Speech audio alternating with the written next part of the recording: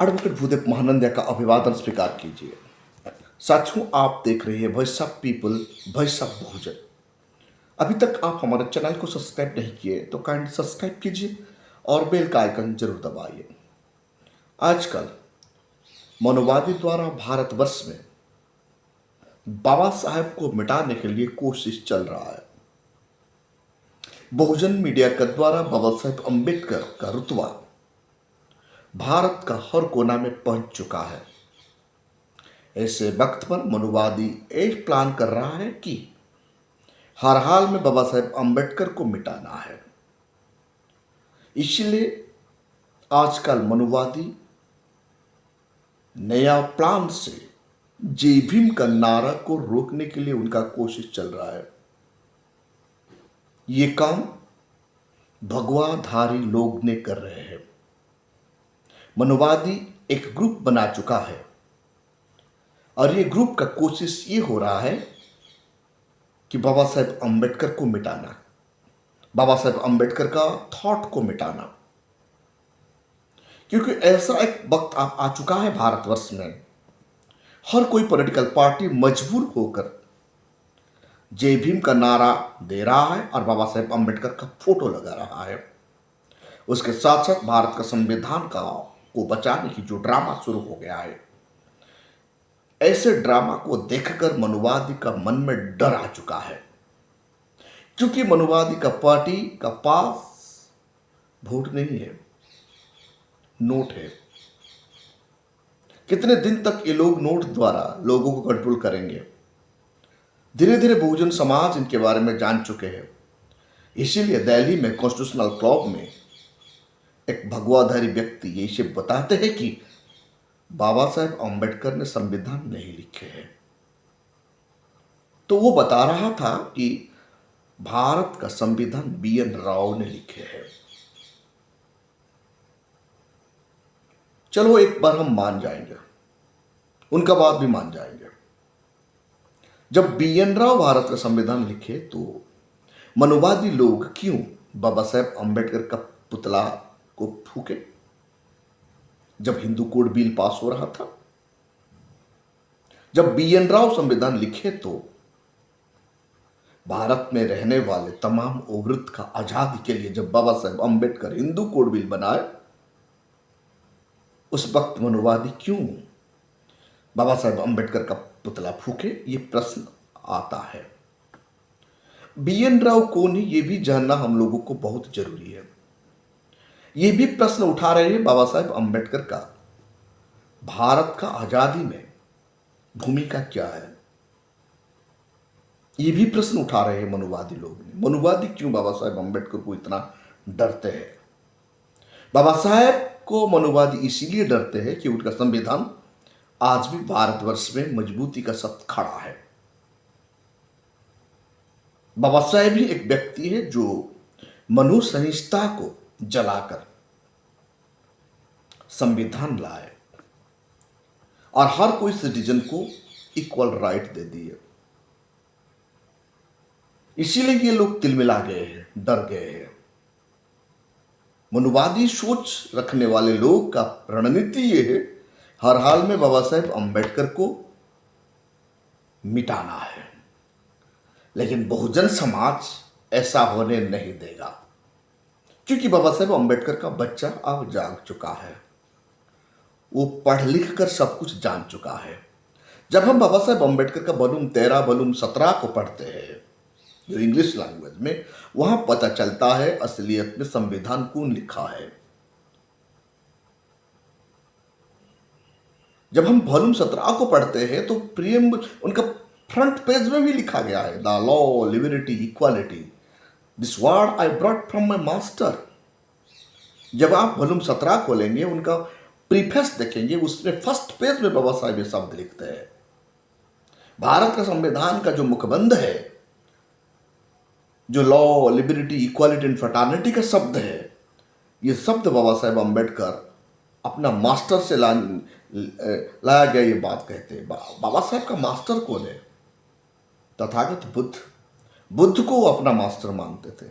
यानी भारत का संविधान का मतलब तथागत बुद्ध का द्वारा बताया गया मार्ग है। बी एन राव कौन है, ये सबको जानना बहुत जरूरी है साथियों। बी एन राव भारत का एक ब्रिटिश इंडिया का एक आईसीएस सीएसआई ऑफिसर है, सिविल सर्वेंट ऑफ इंडिया है। वो ब्रिटिश अंडर में वो एक गवर्नर जैसे पोस्ट, आज का जो आईएएस पोस्ट है, ऐसे पोस्ट में वो एक सिविल सर्वेंट थे। जितने भी उनका लेटर आप देखेंगे तो उनका नीचे वो लिखता है, उनका सिग्नेचर यूर सर्वेंट लिखा है। बी एन राव जी एक पढ़े लिखे लोग हैं, व्यक्ति है। उनका जन्म उस वक्त का मंगलोर, आज का कर्नाटक में हुआ था 26 फरवरी 1887 ब्राह्मण परिवार में, और इनका डेथ 13 नवंबर 1953 में भारत में नहीं हुआ था, वो स्विट्जरलैंड में हुआ था। जिंदगी भर उन्होंने ब्रिटिश गवर्नमेंट का जी हजूरी की है, इसीलिए ब्रिटिश क्वीन ने उन्हें नाइट उपाधि भी दिया था। आप ये भी हैरान हो जाएंगे, पराधीन भारत में नाइट का मतलब आपको पता है, सबको दबाकर, सब प्रजा को दबाकर, सब राजा को डराकर शासन को प्रतिष्ठा करने वाले व्यक्ति को सामंतवाद शासन में नाइट उपाधि दिया जाता था। तो कौन सा लोगों को दबाकर कंट्रोल करने के कारण बी एन राव साहब को नाइट उपाधि दिया गया था ब्रिटिश गवर्नमेंट का द्वारा? कॉन्स्टिट्यूशनल क्लब में जब मनुवादी कहते हैं कि भारत का संविधान बी एन राव ने लिखे, एक बात हम मान भी जाते हैं, चलो हम मान गए। जब हम मान जाते हैं तो आपका मनुवादियों ने क्यों हिंदू कोड बिल को विरोध किए? तो हिंदू कोड बिल कौन लाए? आपका लोगों ने, मनुवादी लोगों ने क्यों भारत का संविधान को मानने से इनकार कर दिए? क्योंकि यह संविधान बाबा साहेब अम्बेडकर का द्वारा लिखा गया, यह प्रमाण मिलता है। जब हम वॉल्यूम 13 पढ़ते हैं, उनका स्पीच में बाबा साहेब अम्बेडकर ये भी बताते हैं 11 महीना, सॉरी 2 साल 11 महीना 17 दिन कल कठिन परिश्रम के बाद आज वो संविधान भारत को समर्पित किए हैं। उनका तबीयत खराब होने का बात भी बाबा साहब कह रहे हैं। दिन और रात वो मेहनत करके संविधान बनाने की बात कहते हैं, और अपना टाइप राइटर में वो खुद टाइपिंग करते थे। मतलब जब वो टाइप करके संविधान भारत को सौंपे, वहां कमा फुल स्टॉप, कहां फुल स्टॉप होगा, कहां कमा होगा, कहां कोलन होगा, कहां सेमीकोलन होगा, वो भी बाबा साहब अपना टाइप राइटर में लिखकर भारत का संविधान ने भारत को दिए हैं। ये वॉल्यूम 13 पढ़ने के बाद पता चलता है। तो फिर कैसे मनुवादी सोच रखने वाले लोग बताते हैं कि बी एन राव भारत का संविधान बनाए? हम मानते हैं बी एन राव विद्वान व्यक्ति थे, और B N Rao constitutional assembly का एक लीगल एडवाइजर थे। लेकिन बाबा साहेब अम्बेडकर संविधान का आर्किटेक्ट थे, अपना हाथों से उन्होंने लिखे हैं। यह भी साजिश हुआ था बाबा साहेब अम्बेडकर को भारत का कॉन्स्टिट्यूशनल असेंबली में रुकने के लिए, मतलब उनको जाने के लिए रुका गया था। इसलिए बाबा साहेब अम्बेडकर ने जयसुर खुलाना से विजयी हुए थे, और उस वक्त जुलाई 1947 में बाबा साहेब अम्बेडकर दोबारा री इलेक्टेड होकर, मुंबई से री इलेक्टेड होकर कॉन्स्टिट्यूशनल असेंबली में आए थे। जून 1947 में जब बंगाल पाकिस्तान का सामने चला गया, बंगाल डिवाइड हो गया, पाकिस्तान में शामिल हो गया, तो बाबा साहेब अम्बेडकर का मेंबरशिप चला जाता है। तो जून के बाद जुलाई आता है। जुलाई 1947 में बाबा साहेब अम्बेडकर री इलेक्टेड होते हैं और बॉम्बे कॉन्स्टिट्यूशनल असेंबली में आते हैं।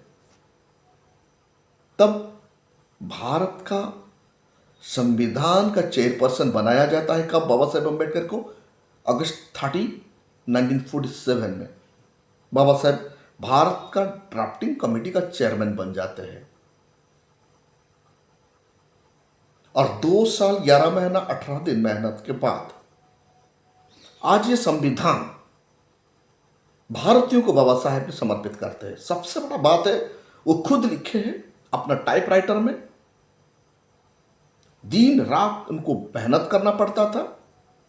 कॉमा, पुलिस स्टॉप, कोलोन, सेमीकोलोन कहां होगा वो भी बाबा साहेब लिखे हैं। काटने के लिए, उनको अमेंडमेंट करने के लिए, उनका परिवर्तन करने के लिए कोई भी माइकालाल ऑब्जेक्शन कर नहीं पा रहे थे। ऐसे मेहनत करके बाबा साहेब अम्बेडकर ने भारत का संविधान दे दिए। लेकिन आज बाबा साहेब अम्बेडकर का नाम को मिटाने के लिए मनुवादियों ने बी.एन. राव जी को सामने ला रहे हैं। बी.एन. राव जी 1910 में आईसीएस ऑफिसर बन जाते हैं ब्रिटिश इंडिया में। वो ब्रिटिश सरकार का सर्वेंट बनते हैं और ब्रिटिश का आदेश भारतवर्ष में लागू कर रहे थे। दूसरी तरफ भारत का लोग आजादी के लिए लड़ रहे थे। ऐसे वक्त में 1935-37 में उन्हें ब्रिटिश ने नाइट का उपाधि दे दिए है। सोचिए, जो व्यक्ति नाइट उपाधि लाता है पराधीन भारत में, वो ब्रिटिश सरकार के लिए कितना वफादार होते होंगे। ब्रिटिश वफादारी को देखकर ही उन्हें नाइट का उपाधि दे दिए थे ब्रिटिश सरकार। नाइट मतलब योद्धा होता है, ताकतवर होता है और सरकार को बचाता है। उनका आका को बचाना नाइट का काम है। ब्रिटिश खुश होकर उन्हें नाइट उपाधि 1935-37 में उनको ऑनर किया गया दिए थे। ऐसे व्यक्ति के बारे में बाबा साहब के साथ कंपेयर किया जा रहा है और यह भी बताया गया है कॉन्स्टिट्यूशनल क्लब में, बाबा साहेब अम्बेडकर आजाद भारत में भारत का इंडिपेंडेंट के लिए उनका योगदान नहीं है। जब आप देखेंगे उनका वॉल्यूम 7 बाबा साहेब अम्बेडकर का राइटिंग एंड स्पीचेस पे, आपको पता चलेगा बाबा साहेब अम्बेडकर गांधी का साथ और बाबा साहेब का डायलॉग होता है तो बाबा साहेब ये कहते हैं, आजाद भारत में हमारा जगह कहां है? भारत स्वराज में हमारा जगह कहां है? ब्रिटिश इंडिया से भारत स्वराज में मिल जाएगा तो बहुजन समाज को जगह कहां रखा जाएगा? बाबा साहेब अम्बेडकर का लड़ाई गुलामी से आजादी के लिए था, क्योंकि भारत आजाद हो जाने के बाद भी अनुसूचित जाति, अनुसूचित जनात का अनुसूचित जाति, अनुसूचित जनजाति को कोई भी जगह नहीं मिलता। गुलामी का जिंदगी जीने के लिए मजबूर किया जाता। बाबा साहेब अम्बेडकर का लड़ाई इतना मजबूत है, उसके वजह से आज भारतवर्ष में अनुसूचित जाति, अनुसूचित जनजाति, भारत का औरत और भारत के गरीब लोगों को इक्वालिटी का अधिकार मिला है। इसीलिए बाबा साहेब अम्बेडकर का इंडिपेंडेंट स्ट्रगल में उनका गिनती और प्रश्न उठाना मूर्खता का विषय होता है। बाबा साहेब नहीं होते तो भारत का लगभग 95% पॉपुलेशन आज भी आजादी का जिंदगी जी नहीं पाता। सिर्फ खुद को सवर्ण कहने वाले लोग ही भारतवर्ष में हर कोई सुख सुविधा प्राप्त करता। आप लोगों को आज भी मालूम हो रहा है संविधान होते हुए भी कैसे बहुजन समाज को प्रताड़ित किया जा रहा है। आप बिजनेस कर नहीं सकते, अच्छा मकान बना नहीं सकते, घोड़ी में चढ़कर बारात जा नहीं सकता, स्कूल का मटका से पानी पीने से आपका हत्या हो जाएगा, आपका बच्चा कोई हुनार हो कि यूनिवर्सिटी जाएगा तो उनको सुसाइड करने के लिए मजबूर किया जाएगा। जैसे रोहित वेमुला को, इंद्र मेघवाल को स्कूल में मारा गया मटका छूने के कारण, पायल तड़वी को मारा गया। सोचिए ऐसा परिस्थिति होता आज बाबा साहेब अम्बेडकर का संविधान नहीं होता तो। जब मैं बाबा साहेब अम्बेडकर का वॉल्यूम 13 और वॉल्यूम 17 को पढ़ता हूं तो वहां क्लियर मिल जाता है बाबा साहेब अम्बेडकर ने अकेले मेहनत करके भारत का संविधान बनाया। BN राव साहब 1910 में ब्रिटिश इंडिया का एक उस सिविल सर्वेंट था जो गवर्नर पोस्ट, जस्टिस पोस्ट दिया जाता था।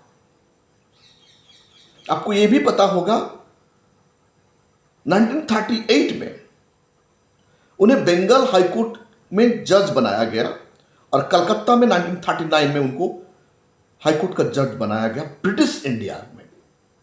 आप सोचिए उस वक्त उनका रुतबा क्या हुआ होगा, वो ब्रिटिश गवर्नमेंट के लिए काम किया होगा या भारतीय के लिए काम किया होगा। आप लोग सोचिए, ब्रिटिश सरकार खुश होकर जब उन्हें नाइट का उपाधि दे देता है 1935-37 में, सोचिए वो कितना भारतीयों का फेवर के लिए काम किया होगा या एग्रेस्ट के लिए क्या होगा, आप लोग को सोचना होगा। ब्रिटिश कैसे ऑफिसर को नाइट का उपाधि देता था?